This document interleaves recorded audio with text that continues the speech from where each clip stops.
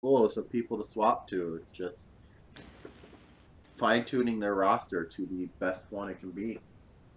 I agree to that. I will definitely try and poke Lazumba about all this if he doesn't listen to this. Well, it's more poke the coach, whoever the coach is. Jacoby. I'll have Lazumba poke Jacoby because it is their team, so I All right. just saying. Anything else we want to talk about Vegas? Nope. Shake the rice and roll the dice. Back over into the East, we have Tallahassee Typhoons, who have been going on a tear in the Eastern Conference. Yeah, after a shaky start, they're really find their stride. They are bouncing back. Tallahassee With, Typhoons. I mean, you can't deny their talent. I mean, with Springer, Jones, Velox, Korber, emerging Narkis Cassius,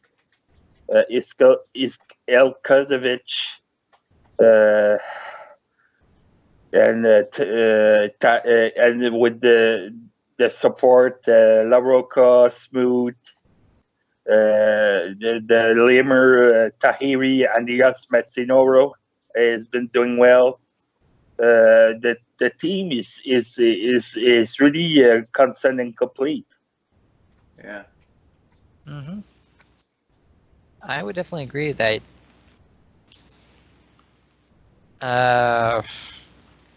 It's one of the first team like in the East. We're not talking about the top four. It's one of the teams that it's be like in the bottom of the tree looking up. And But if you they have keep at their rate, they have a good chance of upsetting Huntsville as well. And they also got pretty. Go ahead, Puppy. No, go ahead, Artist. Oh, I was going to say they also have a pretty solid bench too. They're one of the teams that actually has a decently solid bench, even though they're in a lower seed currently. They have a pretty decent bench with Jake Velox, Emilio Springer, Constantine Jones, Bobby Ray Bryan, and I can never pronounce the mongoose name. Nebjosa or something like that. They got Nebjosa Elkozovic. Yeah, exactly. You really put like a thing on the player's page. It's like, okay, here's how you pronounce my character's name. Yeah, that would definitely help. But yeah, those guys are pretty decent players. So if someone gets injured, they got someone who can back them up. And like I said, if they're doing well now, it's going to be one of the bottom team in the East that could surprise. I mean, they still like they're three games back of Huntsville and Tennessee for the division. So if something happens, yeah, they who knows? Sneak up. They could. It's going to be tough for them to get the 4th seed. I think this might be they're mainly just fighting for 5th seed right now with Plymouth or Pittsburgh, but yeah, they're already marked as they're guaranteed playoffs at this point, just about.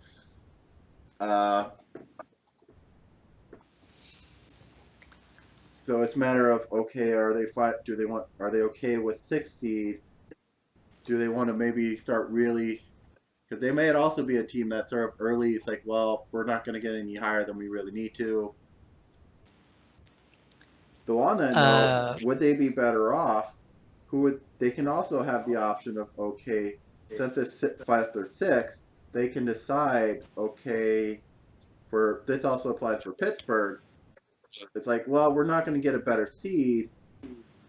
Who do we rather face? Do we want to tank enough that we fight the other team? Well, honestly, what I think when you still have a shot to winning the division, I say you keep fighting to the end. Well, for now, yes, but they are 3 games back. Especially when we're talking about Hildegard here. I don't think she'll Her tank is rolling up on everyone. She will run Yeah, over the so players' cars if they start slacking or even think about slacking. Yeah, but from a strategic standpoint, if it does get to the point where it's like, yeah, you're not going to get fourth seed because you are 3 games back, then once it's like, yeah, we're definitely not going to get fourth seed, do we want to tank so that we get sixth seed and go against the third seed? well, the way you're saying it, it's like it's not totally impossible. I mean, it's 3 games back, but I mean, if Tennessee or Huntsville lose 1 or 2 and Tallahassee keep winning, Yeah, Huntsville is it's on a slide. They're in a good spot to do it, considering they're on a tear and Huntsville is on a slide. they still can finish top of the division and gain some home field advantage at least for the first round. Because in I 10 could games, agree with let's that. see, Huntsville is looking at 45-34. If they continue at the rate they're going, 45-34. They're winning about 2-1, so they'll win about 6. So in 10 games, Tallahassee will be about 43-44. So if they keep going at the rate they're going, they're going to eat up 1 or 2 of those games behind. Are they key games coming up in their schedule? Are they We're going facing into the last of the cross-conference games next. Yep. Which the Eastern Conference generally has been struggling with. Let's see, who are they up against next? It's you have to see the Tallahassee schedule to see if they are really got a shot. I mean, are they still facing? Are they facing Huntsville and Tennessee down the stretch by the end of the season? Let's see. Okay. Huntsville has a couple easy games coming up. Huntsville's next 5 games is against San Jose, against Montana, Edmonton, and then they have Arizona and Plymouth. Tallahassee has Santa Ana, Seattle, Montana, Hawaii, and Baltimore. Ooh, so Tallahassee has a much tougher next 5 games than Huntsville. But when you see about it, and then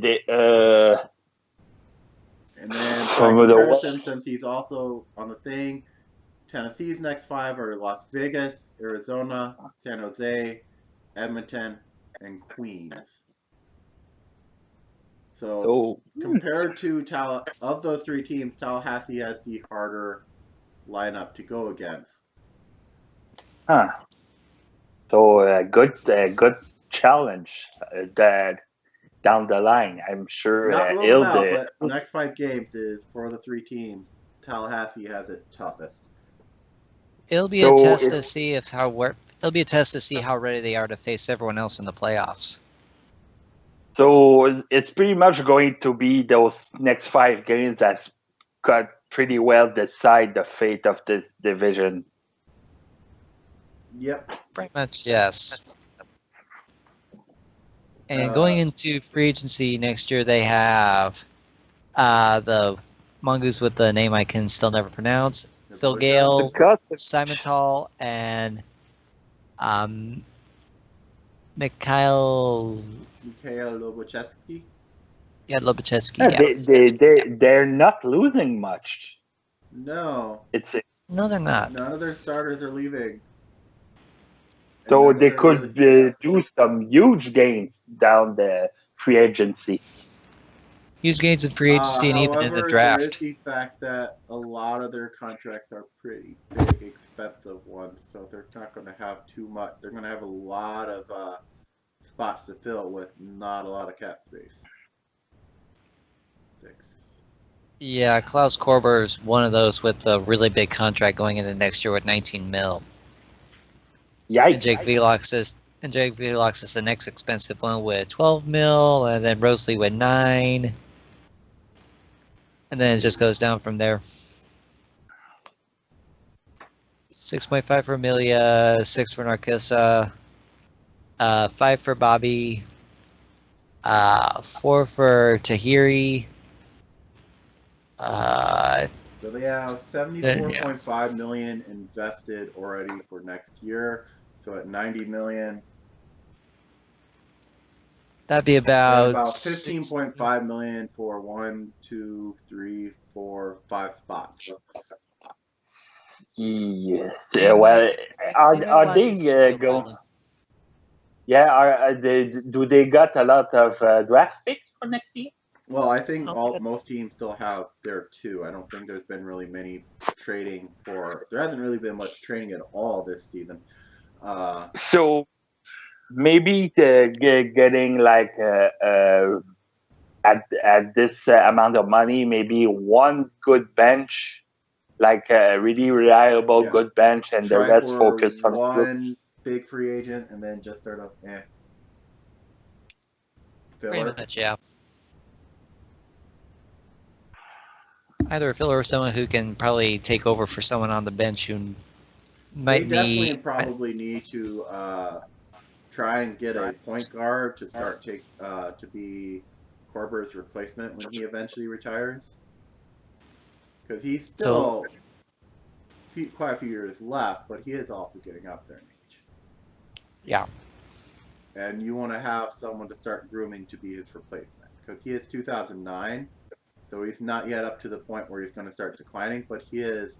You should start thinking about, okay, grooming someone to replace him. Narcissus? She's more of a shooting guard. She's shooting guard. Oh, my bad. And by the time, actually no, it's next year, so it's like, yeah, definitely start trying to groom. I definitely see them picking up after next season, still giving him a contract for at least a few more years. But yeah, it's definitely start. They would be crazy not to try. Yeah. Because if he gets injured, who are you going to replace him with? Who are you going to call? Somebody else. Bobby Ray Bryan, who is like terrible. We love you, Bobby, but you're not doing well. Anyway, anything else we want to say about Tallahassee? Yay, Lemurs! Yeah, we know your lemur thing. Pittsburgh, the Steel City. The Keystones. Where are they currently at? 36-33. They're on a 15-6 streak. Nice. Again, tough start of the season, but they adjusted themselves because they got the talent for it. So whatever fix they did between the 3rd and 4th assessment is still holding true, because they were behind, and they went even, and then at the 4th assessment they won twice as many as they lost, and they're keeping that going. Yeah, for their starting line, they got Aisha Carr, Terrence Tulliver, aka the 40-point pronghorn, Shirley Takamoto, Darius Arialis. I think I pronounced that right. Lance Freewell. Yep. On their bench, they got Randy Catcher, Eric Kijani, Maximilian Pierce, Christian Hangst, and Sonia Tinker. They picked up a new person recently, too. They just recently picked up Frank Collins, I believe it is. Yeah, my Rhino center.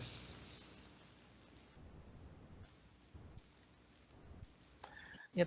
So, again, they were able to adjust themselves well going in the end, and they are part of the bottom ladder in the East, looking up at the top 4.